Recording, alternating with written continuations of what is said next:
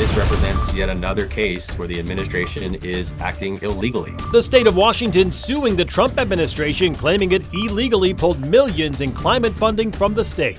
Tonight, a look at the lawsuit.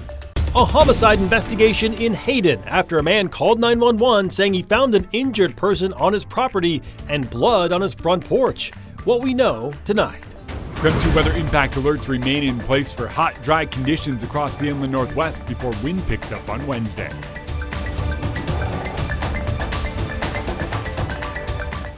Good evening and thank you for joining us for the KREM 2 Night Report. I'm Mark Hanrahan. First up tonight, the Central Valley School District may sign a letter of intent to join a lawsuit against Washington's Superintendent of Public Instruction over its policy on gender inclusivity in schools, which includes sports participation. Washington allows students to compete in sports based on their gender identity. KREM 2's Cody Proctor went to tonight's school board meeting where they discussed the potential action. She is live tonight with what they decided. Cody? Well, what they decided was no decision at all tonight, Mark. The school board voted to table any action on the letter and tentatively plan to come back to it within the next 5 days. Now, we have been following this issue for months with them. Back in May, the Central Valley School District filed a federal civil rights complaint against the state for what members called conflicting policies on transgender student athletes competing in sports. Board members say the state guidelines on transgender student athletes directly go against federal directives. They worry by following state rules, they risk federal funding, and if they follow federal guidelines, they risk losing state funding.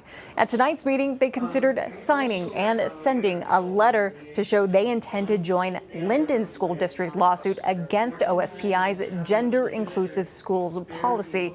However, the district board president says it's uncertain if the lawsuit will actually happen in the first place. The minimum number of districts that have to be signed on is 15. And if that number is not met, if that threshold is not met, nothing happens and it does not move forward. My understanding is as of the last time that we were asking, there were minimal numbers of districts that had signed on. Now, while the school board voted to table the letter of intent for a special board meeting, they did, however, pass the resolution to ask OSPI to follow the legal rulemaking process, claiming the state did not follow proper procedure when they created the gender inclusive schools policy and the student discipline policy. We reached out to the OSPI for comment, but have yet to hear back as of airtime. In the newsroom, Cody Proctor, KREM 2 News. All right, Cody, thank you very much. Let's shift gears and talk weather on this Monday evening. Let's get outside right now to Chief Meteorologist Jeremy Lagout. Jeremy, it was a scorching hot day today. What's it like tonight? Mark, tonight it's still hot outside. I'm standing out here in a full suit going, it's 80 degrees this late at night, 80 over in Coeur d'Alene as well, 73 up in Deer Park. It's hot. Keep in mind, if our temperatures fall back into, say, the upper 60s or mid 60s, it's staying in the 70s most of the night. That's just how it works. For that reason, we're under heat advisories through the day tomorrow. 92 to 103 once again, and to get there, we're starting out warm. Dropping down to near 60 in Coeur d'Alene, mid 50s in Deer Park, Newport, Sandpoint, upper 50s in Pullman and Moscow. Everywhere else, mid to upper 60s. It is going to be a very warm start to the day, and tomorrow afternoon, every bit as hot as today, if not even a little bit hotter.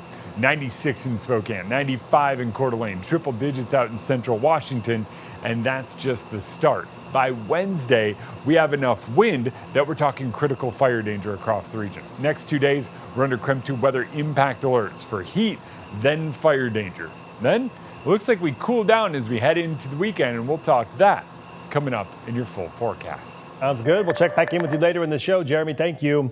Well, new tonight, Michael Paul Brown, the man accused of shooting and killing 4 people at a Montana bar earlier this month, faced a judge for the first time today. Brown was arrested on Friday after a week-long manhunt. He is accused of shooting and killing 4 people at a bar in Anaconda, Montana.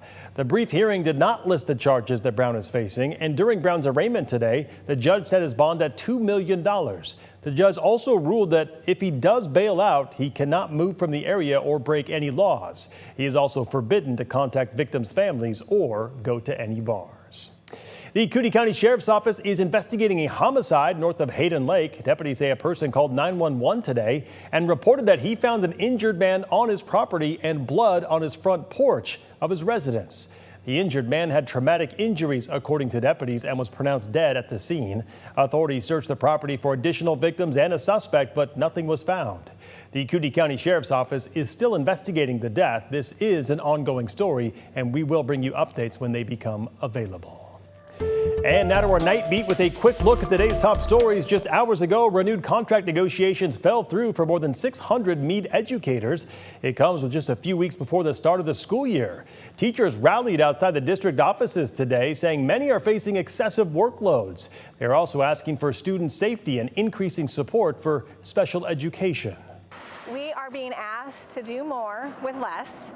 And we are here for our students. We love our students. We got into this business because we love our students. And we want the district to recognize that we can't do the job that they are asking us to do. In response, the Meade School District said in a statement, quote, "We remain optimistic about the progress that we have made and are committed to reaching an agreement that supports our educators, sets up our students for success, and upholds our responsibility to be good stewards of taxpayer dollars," unquote. A staff member at Eastern State Hospital tested positive for tuberculosis. A spokesperson for the hospital says that staff member reported the case on July 30th. The hospital says no other cases have been reported. They are actively testing staff who may have been exposed, and we are working to get a copy of the letter sent to staff or patients who came into contact with that staff member. The city of Spokane does not care if it kills a whole bunch of people. Look at that. That is a video gaining thousands of likes and reactions online as people talking about whether Spokane's overpasses are safe or a death trap. The fact that you can see those is actually an indication of a healthy and robust bridge inspection program. What happens is that reinforcing steel, when chlorides and water get in there, it will start to rust and that will pop concrete off. And so if it hasn't popped off yet, but it's starting to break away, that's called delamination. that holds it together, rusting away. Here, Evan Grimm, who said they follow federal guidelines for bridge conditions, which fall under three categories: good, fair, or poor.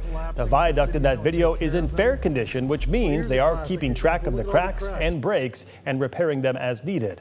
That's what those green markings were, according to that engineer. And that was it for your Night Beat. For more information on any of these stories, just head to our website. All right, don't go to bed just yet. Coming up after the break, a new lawsuit the state of Washington has filed against the Trump administration, accusing them of withholding millions in funding. More on that. But first, Coeur d'Alene Public Schools considering a change to its cell phone policy. That story and more coming up in just 90 seconds.